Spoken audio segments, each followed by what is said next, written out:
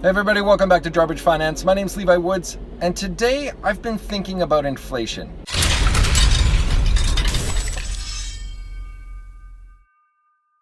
Just in case everybody doesn't know what inflation is, basically what inflation is the rate, percentage-wise, at which the cost of living goes up every single year. So we all know that 50 years ago, $100 went way further than it does today with regards to buying things.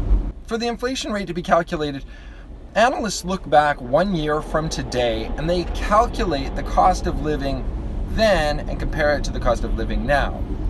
So if we talk about Canada or the US, we currently have inflation rates of 2.2% in Canada and 2.4% in the United States. It means that if something costs $102.20 today in Canada, it was likely to have cost $100 to purchase exactly 1 year ago.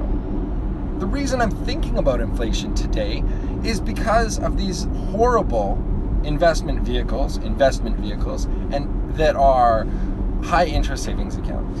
I had one of my subscribers the other day comment that he is in a high interest savings account at Canada's highest rate available.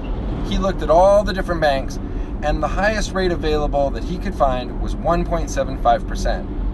So I responded to him, I'm like, that math just doesn't make sense. If we look at the very simple mathematical equation of inflation subtracted from the rate of return, we can see that we get a negative result. If the high interest savings account is paying 1.75% and the inflation rate is currently 2.2%, over time you're actually incurring a loss of 0.45% every single year.